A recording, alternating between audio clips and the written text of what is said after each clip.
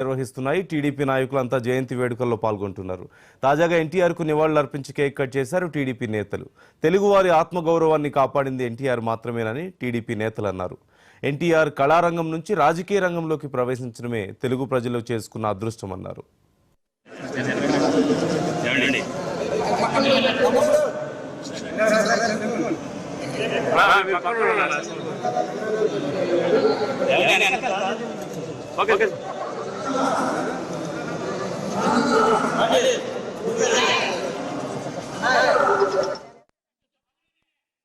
ఇచ్చేసిన తెలుగుదేశం పార్టీ కుటుంబ సభ్యులు, కార్యకర్తలు, నాయకులు అందరూ కూడా ధన్యవాదాలు. 101వ జయంతి విశ్వవిఖ్యాత నట సార్వభౌముడు డాక్టర్ పద్మశ్రీ నందమూరి తారక రామారావు గారి 101వ జయంతి ప్రపంచవ్యాప్తంగా ఖండాంతరాల్లో దేశంలో ఉన్న ప్రతి తెలుగువాడు కూడా ఆ మహానుభావుడిని గుర్తుకు తెచ్చుకుంటా ఉన్నారు. ఆయన స్ఫూర్తిని గుర్తుకు తెచ్చుకుంటా ఉన్నారు. ఆయన క్రమశిక్షణ, అంకిత భావం, పట్టుదల, నీతి, నిజాయితీ, నిర్భీతి ఏ మాత్రం కూడా తగ్గకుండా ఆయన తీసుకున్న నిర్ణయాలు అన్ని కూడా ఈ రోజు మనం మననం చేసుకుంటా ఉన్నాం. సినీ రంగంలో ఆయనే రాజు రారాజు. 300 పాత్రల పైగా ఏ పాత్ర పోషించినా ఎన్టీ రామారావు గారికి ఎన్టీ రామారావు గారే సాటే. రాముడేసిన, భీముడేసిన, రావణాసురుడేసిన రామారావు గారిని ఆ పాత్రలో అటు సాంఘికం కావచ్చు, పౌరాణికం కావచ్చు, జానపదం కావచ్చు, ఏ పాత్రకు ఆ పాత్రే ఆయన సాటి పోటీ. నిమ్మకూరులో పుట్టిన మహానుభావుడు. దేశ రాజకీయాల్లో, రాష్ట్ర రాజకీయాల్లో మరి 1982 మార్చి 29న పార్టీని స్థాపిస్తే I proudly say he is the CM designate to Andhra Pradesh.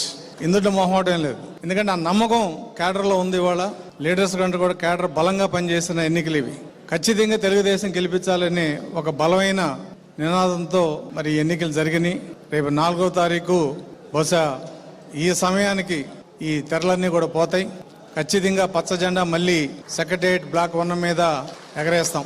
అయితే చంద్రబాబు నాయుడు గారు తెలుగుదేశం పార్టీని, రాష్ట్రాన్ని అభివృద్ధి చేయటం ఒక పక్కన, అసలు తెలుగుకి వెలుగు తెచ్చింది ఎన్టీఆర్. మనందరం మద్రాసి అనేవాళ్ళు. 1970-80 ఆ ప్రాంతంలో ఆటో ఎక్కితే ఎవరికి హిందీ రాదు, తెలుగు రాదు, అంతా హిందీ అక్కడ. అటువంటిది ఎప్పుడైతే 83లో ఈ ప్రపంచం వచ్చిందో, హైదరాబాద్లో జరిగిన మార్పులన్నీ మీకు తెలుసు. ఢిల్లీలో there are people as Telugu people can fight against Delhi అని కూడా ఆ రోజు ఇందిరాగాంధీకి తెలిసి వచ్చిన పరిస్థితి తీసుకొచ్చిన వ్యక్తి ఎన్టీఆర్. నందమూరి 101వ జయంత్యోత్సవాల కార్యక్రమానికి అధ్యక్షత వహించినటువంటి పెద్దలు ఎమ్మెల్సీ అశోక్ బాబు గారు, వేదికను అలంకరించిన పెద్దలకు, విచ్చేసిన తెలుగుదేశం పార్టీ కుటుంబ సభ్యులకు, పాత్రికేయులు అందరికీ కూడా హృదయపూర్వక నమస్కారం.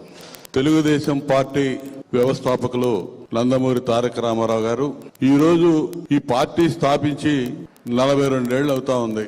ఆ మహానుభావుడు తెలుగుదేశం పార్టీని స్థాపించి ఉండకపోతే ఆంధ్రప్రదేశ్ రాష్ట్రం చరిత్రలో ఏ విధంగా ఉండుండేది, తెలుగువాడి చరిత్ర ఏ విధంగా అప్పటి వరకు ఏ విధంగా మరుగున పడి ఉందో అదే విధానంలో ఈ 42 ఏళ్ళు కూడా ఏ విధంగా వెనకబడిపోయి ఉండేదో ఒకసారి ఆలోచన చేసుకుంటే చాలా ఆశ్చర్యం, బాధ కూడా కలిగిద్ది.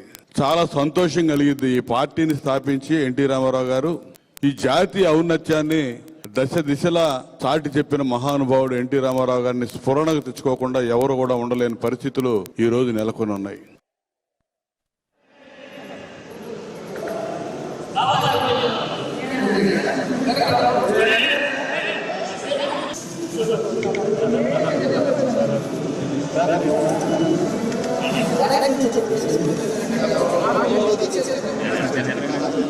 ఏమండి